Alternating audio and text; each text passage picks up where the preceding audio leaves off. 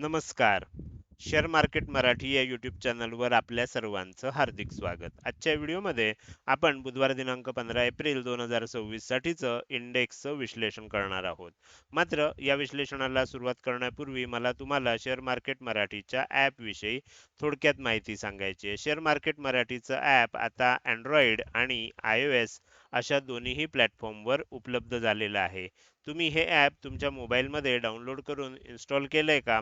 जर केलं नसेल तर आजच करायचं कारण असं आहे की शेअर मार्केट मराठीच्या सर्व सर्व्हिसेस आता ॲपच्या माध्यमातून उपलब्ध करून देण्यात आलेल्या आहेत. ज्यामध्ये शेअर मार्केट मराठीचे फ्री कोर्सेस, प्रीमियम ग्रुप आणि पेड कोर्सेसचा समावेश आहे.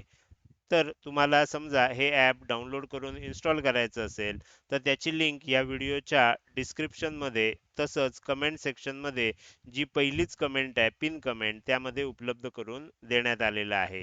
ह्या दोनपैकी कोणत्याही एका ठिकाणी जाऊन तुम्ही हे ॲप दिलेल्या लिंकवर क्लिक करून डाउनलोड करू शकता. हे झालं शेअर मार्केट मराठीच्या ॲप विषयी थोडक्यात माहिती. आता आपण आपल्या मूळ विषयाकडे परत येऊया आणि सोमवारी इंडेक्समध्ये कशाप्रकारे मूव्हमेंट झाली आणि बुधवारी कशाप्रकारे होऊ शकते याचं विश्लेषण करण्यासाठी डायरेक्टली जाऊया चार्टवर. आणि इथे मी सगळ्यात पहिल्यांदा निफ्टी 50चा 15 मिनिटाच्या टाइम फ्रेम मधला चार्ट ओपन करतोय. तुम्ही बघू शकता की सोमवारी आपल्याला मार्केटमध्ये एकदम गॅप डाऊन ओपनिंग बघायला मिळालं. हे गॅप डाऊन ओपनिंग होण्याचं कारण असं होतं की अमेरिका आणि इराण यांच्या दरम्यान जी चर्चा होत होती तर ती चर्चाचा पहिला राऊंड जो होता तो निष्फळ झाल्याच्या बातम्या आल्या होत्या आणि बराच काळ चर्चा केल्यावरही कोणताही तोडगा त्यातून निघू शकला नव्हता. त्यामुळे मार्केटमध्ये आपल्याला गॅप डाऊन ओपनिंग बघायला मिळाली. आता सोमवारी काय झालं की निफ्टीमध्ये सोमवारी एक्सपायरी होती कारण आज मंगळवारी मार्केटला सुट्टी आहे. तर त्यामुळे सोमवारीच एक्सपायरी होती आणि त्यामुळे आपल्याला मार्केटमध्ये एक बाउन्स देखील बघायला मिळाला. आणि तुम्ही बघू शकता नॉन स्टॉप अगदी शेवटचा एक तासभर सोडला तर नॉन स्टॉप आपल्याला ही तेजी बघायला मिळाली. मध्ये मध्ये तुम्ही बघू शकता छोट्या छोट्या रेड कॅन्डल बनत होत्या पण त्याला काही फॉलोअप मिळत नव्हता आणि त्यामुळे आपल्याला नॉनस्टॉप ही तेजी बघायला मिळाली. आता त्यानंतर मात्र शेवटच्या एक तासा दोन तासामध्ये आपल्याला निफ्टी फिफ्टीची किंमत स्टेबल झालेली बघायला मिळाली. आता जर तुम्ही बुधवारसाठीचं विश्लेषण करणार असाल 15 तारखेसाठीचं विश्लेषण करणार असाल तर आपल्याला आता इथे मी दोन लेवल काढलेले आहेत. पहिली लेवल इथे खाली काढलेली आहे. ही लेवल तुम्ही चेक करू शकता. ही लेवल आपल्याला जी दिसते ही आहे 23,815 ची लेवल आहे. वरच्या बाजूला जर तुम्ही लेवल बघितली तर 24,075 ची लेवल आहे. ही तुम्ही बघू शकता की इथे जो हाय बनला होता रिसेंट हाय तर त्याची आहे. ह्या दोघांच्या मध्ये जो एरिया आहे याला आपण रेजिस्टन्स झोन असं आता सध्या तरी म्हणू शकतोय. हा रेजिस्टन्स झोन ह्याच्यासाठी आहे की जर बुधवारी किंमत ह्याच्या खाली टिकली तर आपल्याला मार्केटमध्ये सेलिंग बघायला मिळणार आहे.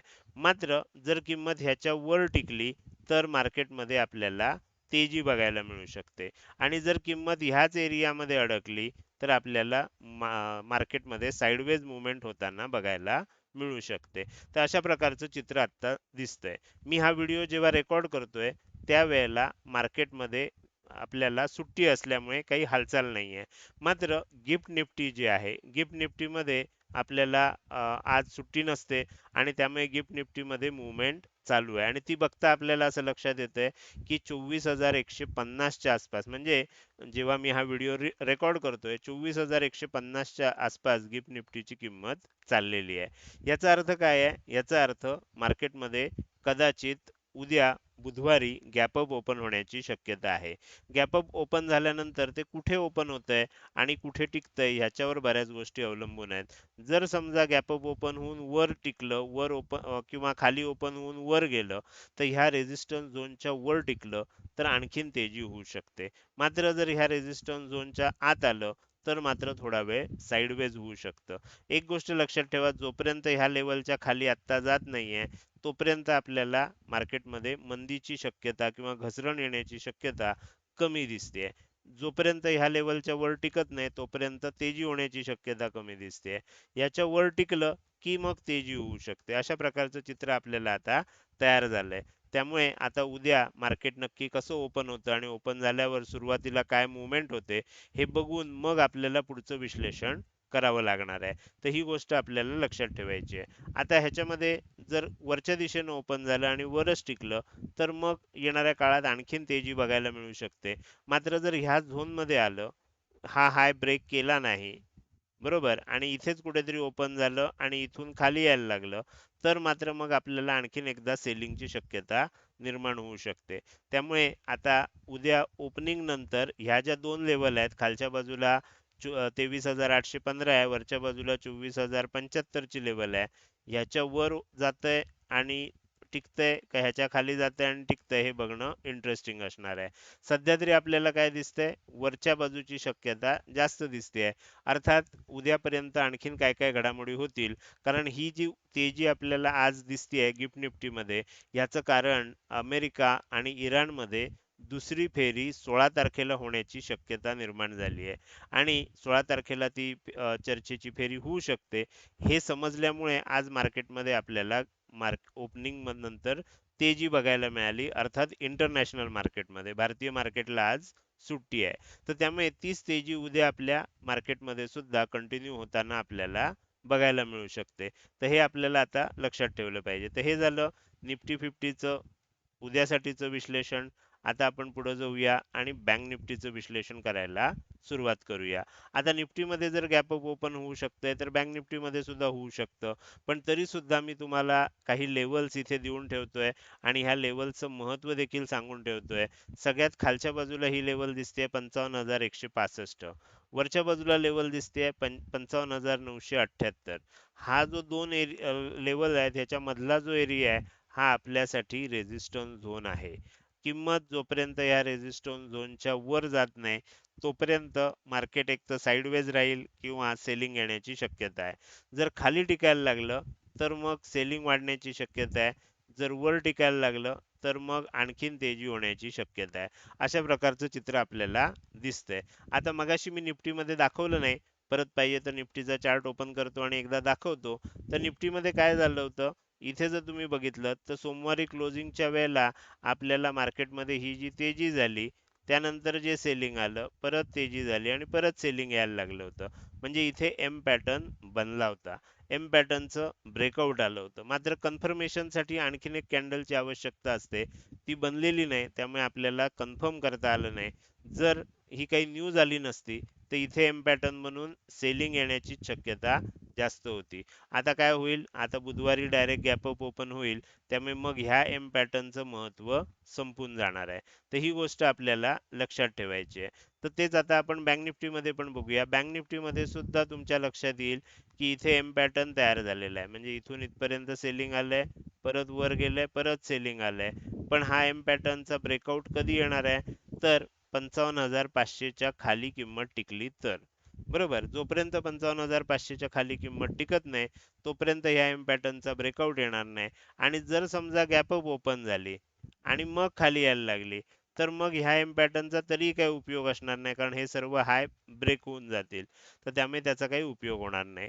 जर समजा हा हाय ब्रेक न होता इथे ओपन झालं आणि खाली जायला लागलं तरच मग या एम पॅटर्नचा आपल्याला फायदा बघायला बुधवारी मिळू शकतो. अन्यथा आपल्याला जर गॅप अप ओपन झालं तर ही लेवल जी आहे 55,978 ही ब्रेक होण्याची आपल्याला वाट बघणं आवश्यक असणार आहे.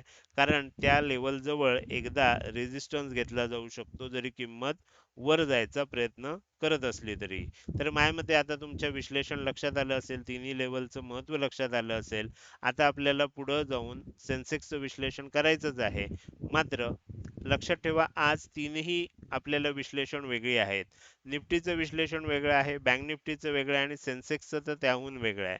असं पहिलाच दिवस असेल बरेच दिवसानंतर की ज्या वेळेला तिन्ही इंडेक्समध्ये वेगवेगळी विश्लेषण आपल्याला बघायला मिळत आहेत. आता सेन्सेक्सचं विश्लेषण सुरू करण्यापूर्वी आपल्याला काय करायचं आहे, शेअर मार्केट मराठीच्या यूट्यूब चॅनल मेंबरशिप विषयी थोडक्यात माहिती घ्यायची आहे. आता तुम्ही शेअर मार्केट मराठी या यूट्यूब चॅनलवर जॉईन बटनला क्लिक करून आपल्या यूट्यूब चॅनलची मेंबरशिप घेऊ शकता. यामध्ये 4 प्रकारच्या मेंबरशिप आहेत. ब्रॉन्झ आहे, सिल्वर आहे, गोल्ड आहे, प्लॅटिनम आहे. तुम्हाला ह्यापैकी ब्रॉन्झ आणि सिल्वर मेंबरशिप सध्या घ्यायच्या नाही आहेत. घ्यायची असेल तर कमीत कमी गोल्ड मेंबरशिप घ्या किंवा प्लॅटिनम मेंबरशिप घ्या. ब्रॉन्झ आणि सिल्वर मेंबरशिपच्या सर्व्हिसेस अजून चालू झालेल्या नाहीत. तुम्हाला ह्यामध्ये काय काय सर्व्हिसेस मिळू शकतात हे जॉईन बटनला क्लिक केल्यावर तुम्हाला तिथे वाचता येईल. त्यामध्ये सर्व माहिती दिलेली आहे. त्याचसोबत जर तुम्ही शेअर मार्केट मराठी या यूट्यूब चॅनलवरचे पेड कोर्स सदस्य असाल, म्हणजे ह्यापूर्वी आपल्याकडून तुम्ही कुठलाही पेड कोर्स विकत घेतलेला असेल किंवा तुम्ही प्रीमियम ग्रुपचे मेंबर असाल, तर तुम्हाला हे गोल्ड मेंबरशिपचे सर्व अपडेट्स सध्या दिले जात आहेत. प्रीमियम ग्रुपवर आपला जो टेलिग्रामचा ग्रुप आहे त्याच्यावर हे सर्व अपडेट सध्या दिले जात आहेत गोल्ड मेंबरशिपचे. तर त्यामुळे तुम्हाला वेगळी मेंबरशिप घेण्याची आवश्यकता नाही. जर इतर कुणाला आणखीन काही प्रश्न विचारायचे असतील, शंका असतील, तर अधिक माहितीसाठी मी तुम्हाला इथे माझा व्हॉट्सअप नंबर देतोय. ह्या नंबरवर तुम्ही माझ्याशी संपर्क साधू शकता. लक्षात ठेवा, फक्त व्हॉट्सअप मेसेजद्वारे संपर्क साधा. कॉल करू नका. कुठलाही कॉल त्या नंबरवर स्वीकारला जात नाही. त्यामुळे फक्त व्हॉट्सअप मेसेजद्वारे संपर्क साधा. तुम्हाला रिप्लाय दिला जाईल. तर हे झालं आपल्या यूट्यूब चॅनल मेंबरशिप विषयी अधिक माहिती. एक महिना अवश्य ट्राय करा. आपली जी गोल्ड मेंबरशिप आहे फक्त ₹199 दरमहा एवढा चार्ज आहे.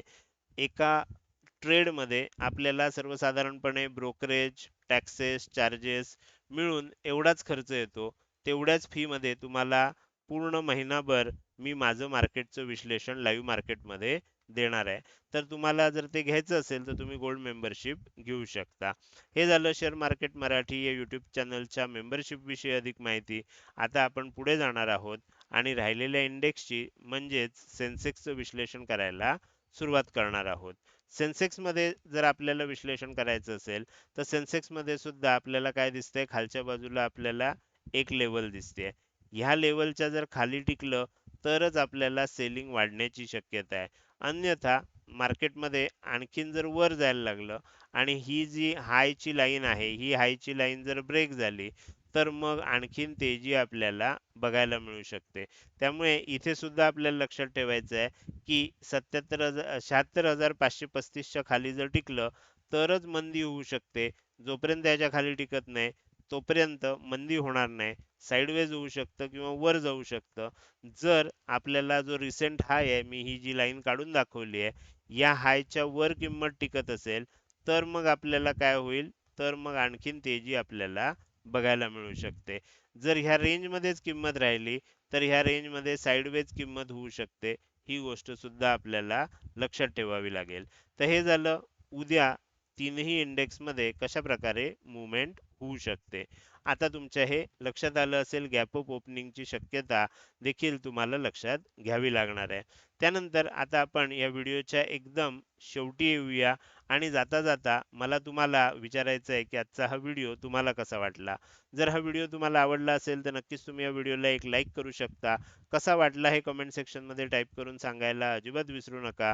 लक्षात ठेवा, तुमची एक लाईक आणि एक चांगली कमेंट हीच माझ्यासाठी प्रेरणा असते, ज्याच्या सहाय्यानं रोजच्या रोज हे विश्लेषणाचे व्हिडिओ मी बनवत असतो. त्यामुळे व्हिडिओ बघायला सुरुवात केल्या केल्या व्हिडिओला लगेच लाईक करा आणि व्हिडिओ बघून झाल्यानंतर तो कसा वाटला, काही प्रश्न असतील, शंका असतील किंवा तुम्हाला माझ्याशी बोलायचं असेल तर तुम्ही आपल्या व्हिडिओच्या कमेंट सेक्शनमध्ये कमेंट करू शकता.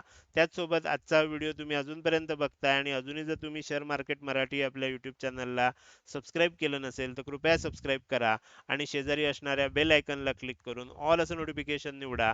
म्हणजे इथून पुढे रोजच्या रोज येणारे हे विश्लेषणाचे व्हिडिओ मी अपलोड केल्या केल्या तुम्हाला विनाविलंब बघता येतील. आजच्या व्हिडिओमध्ये मी इथेच आपली रजा घेतोय. धन्यवाद.